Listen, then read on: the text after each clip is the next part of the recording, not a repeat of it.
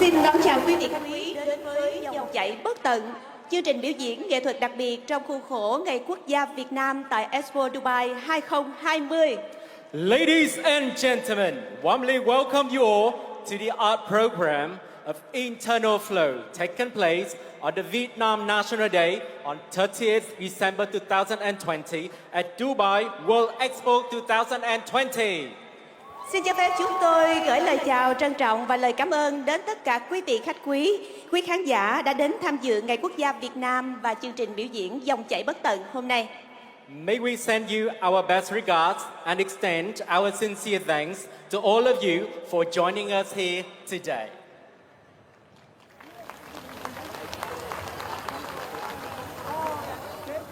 Kính thưa quý vị, và sau đây xin cho phép chúng tôi trân trọng giới thiệu và kính mời ông Tạ Quang Đông, Thứ trưởng Bộ Văn hóa, Thể thao và Du lịch nước Cộng hòa Xã hội Chủ nghĩa Việt Nam sẽ lên có đôi lời phát biểu cùng chúng ta.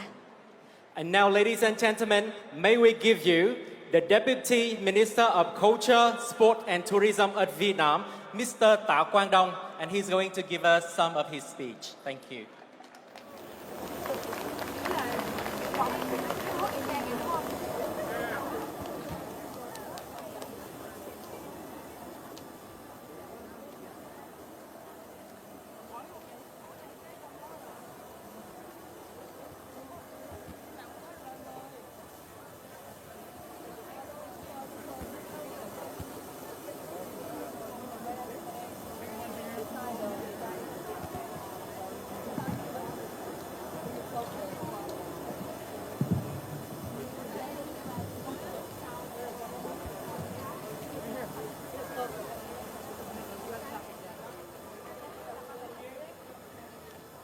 Kính thưa Ngài Sultan Mohammed Al-Sami, Thứ trưởng Bộ Ngoại giao và Hợp tác Quốc tế. Kính thưa quý vị. Your Excellencies, ladies and gentlemen. Triển lãm Thế giới 5 năm tổ chức một lần là một trong những sự kiện toàn cầu có quy mô lớn nhất, thu hút hầu hết các quốc gia tham dự, cùng nhau chia sẻ ý tưởng, giao lưu học hỏi, sáng tạo và cùng phát triển, quảng bá hình ảnh quốc gia, khẳng định vị thế, giới thiệu tiềm năng và đóng góp của quốc gia trong sự tiến bộ, phát triển của nhân loại. The World Exhibition, held every 5 years, is one of the largest global events, attracting most of the countries in the world to participate in, to share, to exchange ideas, to learn from each other, and especially to promote the national image, affirm its country position, introduce about the nation business investment opportunities, and contribution to development of mankind. Việt Nam rất vinh dự tham gia kỳ triển lãm Thế giới Expo 2020 Dubai đầu tiên được tổ chức tại khu vực Trung Đông, Châu Phi và Nam Á và lần đầu tiên được tổ chức bởi một quốc gia Ả Rập. Vietnam is delightful to participate in the first ever World Expo 2020 in Dubai, as well as Mesa region. This is also the first time the World Expo is organized in a UAE country. Tại mỗi kỳ triển lãm, mỗi nước sẽ được tôn vinh trong sự kiện Ngày Quốc gia. Tại Expo Dubai 2020 lần này, ngày 30 tháng 12 năm 2021 được chọn làm Ngày Quốc gia Việt Nam. Hôm nay chúng tôi rất vinh dự giới thiệu đến toàn thể quý khách cùng bạn bè khắp nơi trên thế giới hình ảnh đất nước Việt Nam, hội tụ quá khứ, lan tỏa tương lai. Một Việt Nam giàu bản sắc văn hóa sẽ trở thành điểm đến toàn cầu và trở thành cơ hội hấp dẫn cho đầu tư và du lịch. Ladies and gentlemen, Vietnam has selected its National Day on the 30th December, which is today. We are honored to introduce to all exhibitors and friends all around the world the image of Vietnam, integrating the past, developing the future. Vietnam is indeed rich with cultural identity, will become a global destination for attractive investment opportunities as well as tourism.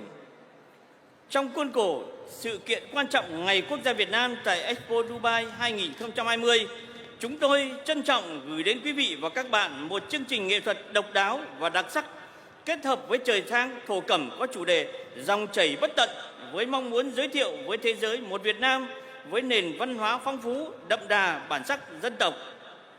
Within the framework of the important event of Vietnam National Day at the World Expo 2020 in Dubai, at Old Warsaw Plaza, we would like to present to you a unique art program in which the Tấm, which is the brocade materials being used for the fashion collections with the theme Endless Flow.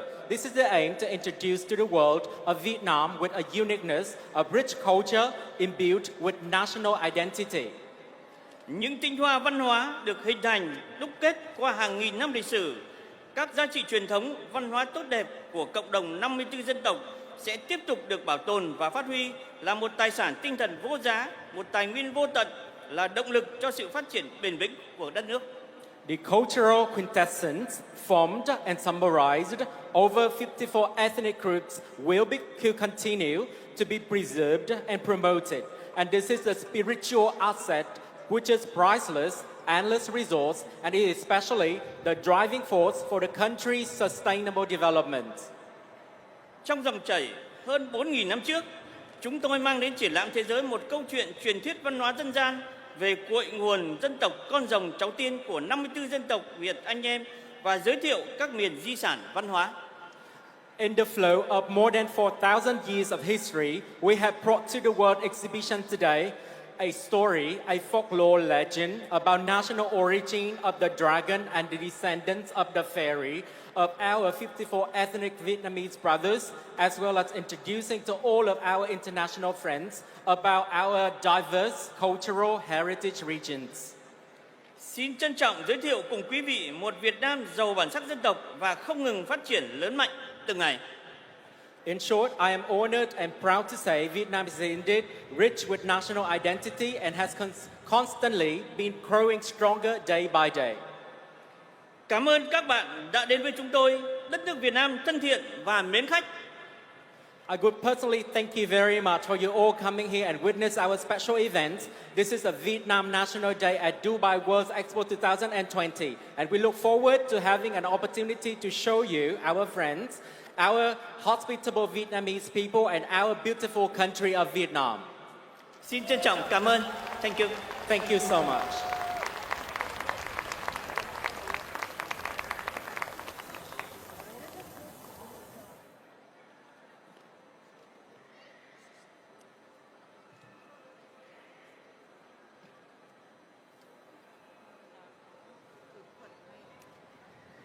Vâng, kính thưa quý vị, Việt Nam của chúng tôi là một quốc gia có hơn 4.000 năm lịch sử.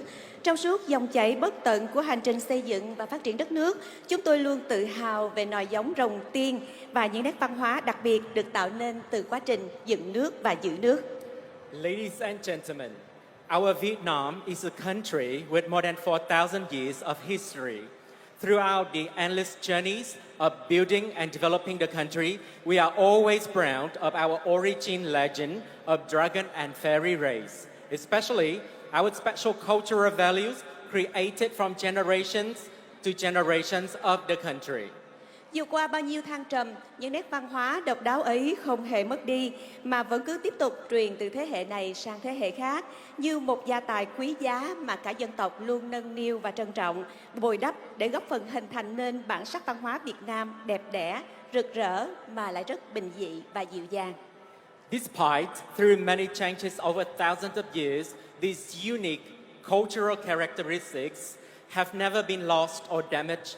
Yet, it continues to be passed on to next generations as a valuable inheritance that the whole nation has always cherished, embraced, and nurtured. This all makes our country Vietnam, even though globally integrated, yet remains our origin just like 1,000 years before. Indeed, our Vietnamese people keep shining, smiling, humble, and hospitable. Và hôm nay trong chương trình biểu diễn đặc biệt này, chúng tôi xin phép được mời tất cả quý vị chúng ta cùng thưởng thức một số tiết mục biểu diễn nghệ thuật đặc biệt ghi rõ nét đẹp bản sắc văn hóa Việt Nam của các dân tộc chúng tôi. On this special event, may we invite you to follow us to watch the very special and spectacular eternal flow of fashion. This is one of our most interesting and special art performance on the Vietnam National Day.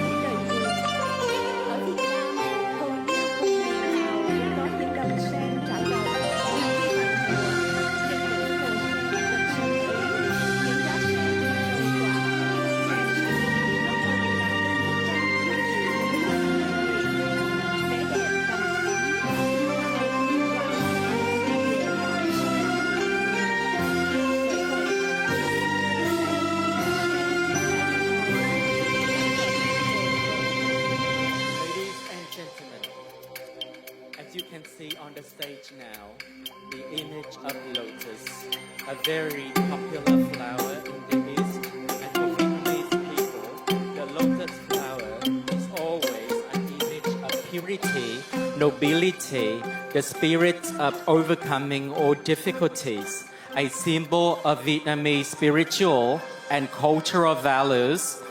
Since the ancient times, the lotus flowers has been closely associated with Vietnamese life, both in culture, art, daily life, and even our foods.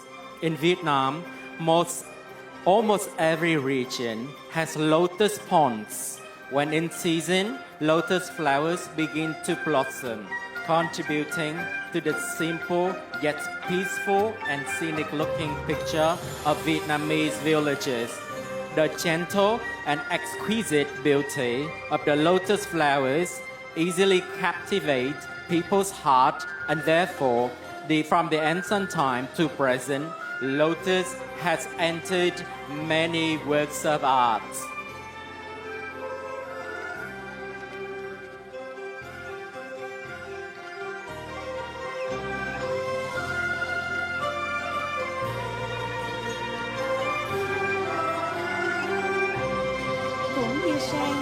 Áo dài là một hình ảnh đặc trưng cho văn hóa Việt.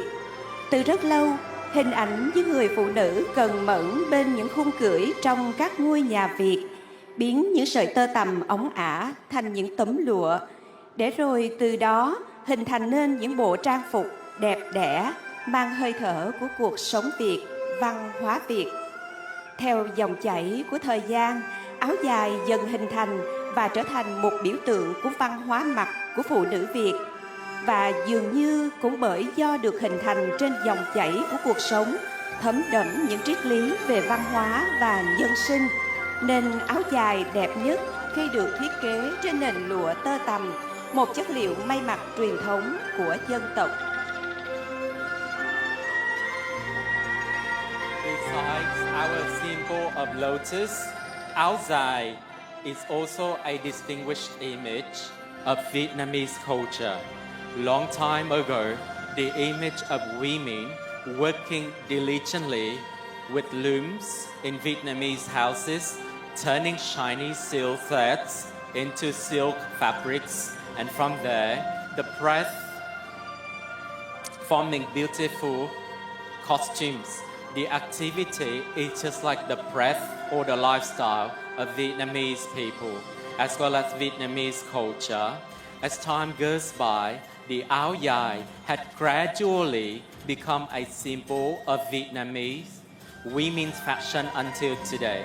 And it seems that because áo dài was created and inspired from the good courses of life, imbued with the philosophies of culture and lifestyle, áo dài seems to appear to be the most beautiful when it is designed with the silk fabric, a traditional garment material of our nation.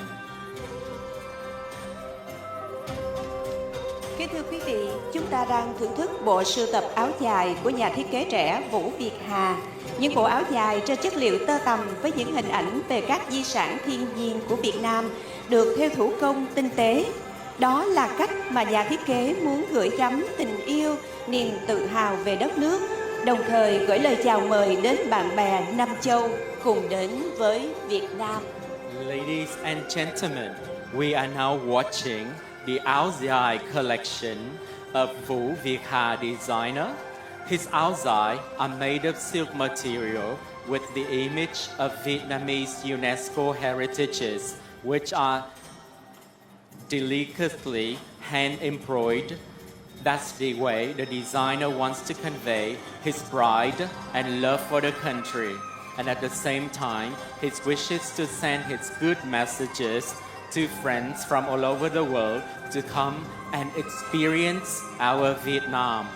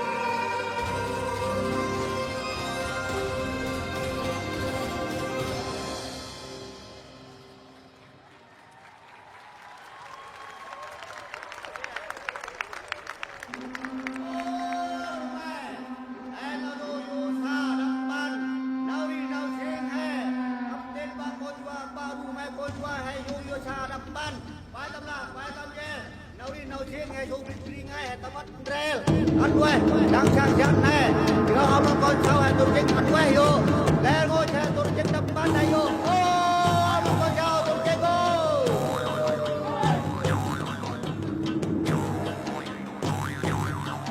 Thưa quý vị, nếu như sen dịu dàng, thanh khiết, thì trong văn hóa Việt Nam, cây tre lại là một biểu tượng của sự đoàn kết, thủy chung và bất khuất. Tre có mặt ở khắp nơi, từ vùng cao cho đến đồng bằng, trong các bản làng của đại gia đình 54 dân tộc trên đất nước Việt Nam chúng tôi, gắn bó mật thiết với cuộc sống trong suốt chiều dài của dòng chảy lịch sử. Tre để dựng nhà, tre làm thành các loại dụng cụ phục vụ cuộc sống, tre làm vũ khí chống kẻ thù, giữ làng, giữ nước, tre kiên cường trước bão giông, tre nhẫn nại vượt thử thách khắc nghiệt để xanh đất, xanh làng. Ladies and gentlemen, if the lotus represents for gentleness and purity in Vietnamese culture, bamboo tree is on the other hand the symbol of solidarity, loyalty and willfulness.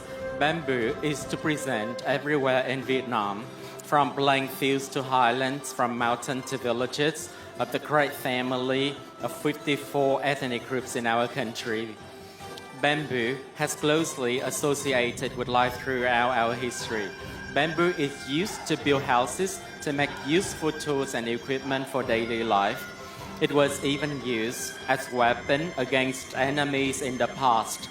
Bamboo is indeed resilient to storms, patiently overcomes harsh challenges, and offers people a green environment to live in.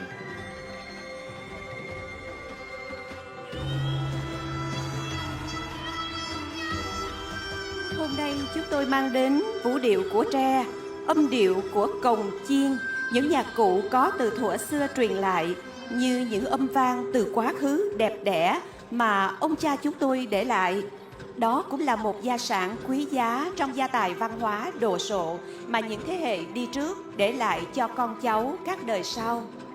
Trong các buôn làng ở vùng cao, tiếng chiên trầm hùng là âm vang nhắc nhở về câu chuyện của quá khứ, thúc giục thế hệ sau tiếp nối xứng đáng những gì mà các thế hệ đi trước đã tạo dựng nên. Ladies and gentlemen, right here, right now, we give you the special dance of bamboo, harmoniously incorporated with the sound of gong chiên music, which is the gong's music, to showcase the values from the beautiful past that our ancestors left for us till today. It is also a respectful legacy in the great cultural heritage that the previous generations left for their descendants.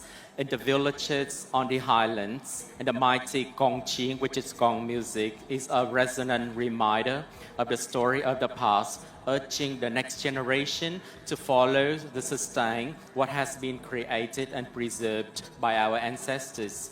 Through the dance of bamboo and the mighty parts of sounds, gong chiên music, we will be experiencing the sound of mountains and the forest, incorporated on the costume designed from brilliant brocade fabric, which is filled with love, life, and strong energy of resilient country.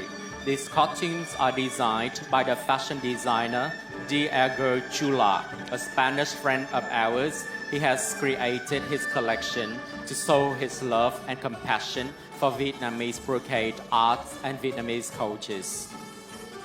Trong vũ điệu của tre và tiếng chiên trầm hùng mang âm hưởng núi rừng là những bộ trang phục được thiết kế nên từ những tấm thổ cẩm rực rỡ, mang đầy tình yêu với cuộc sống và năng lượng mạnh mẽ của một đất nước kiên cường. Những bộ trang phục này là của nhà thiết kế Diego Chula, một người bạn Tây Ban Nha, vì tình yêu thổ cẩm Việt, văn hóa Việt mà tạo nên.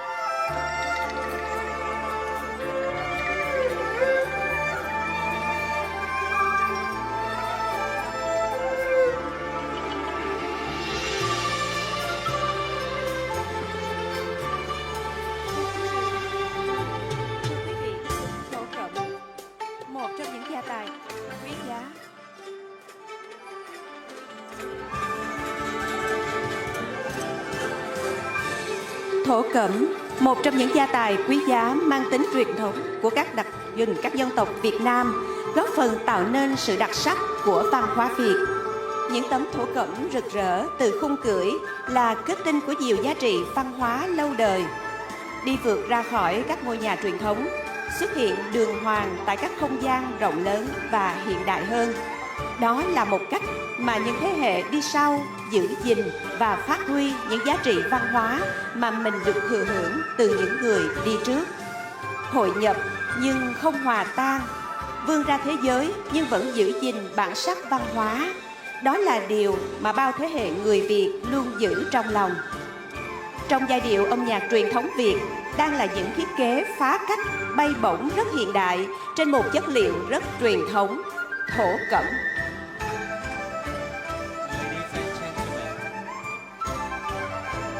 Ladies and gentlemen, on the stage now, we like to show you the collection made from brocade materials, which is one of our precious inheritances of the great family of ethnic groups in Vietnam, contributing to its uniqueness as an added value to Vietnamese culture. The colorful brocades from the looms are crystallization of many long-standing cultural values that have gone beyond the traditional ones, appearing dignifiedly in larger and more modern spaces. It is the way that the following generations preserve and promote the cultural values they have inherited from their predecessors, integrating but not dissolving, reaching out to the world but still preserving cultural identity. That's what generations of Vietnamese people have always kept in their hearts and minds. And in the rhythm of Vietnamese traditional music, you find the modern designs embraced on every traditional piece of the brocade material.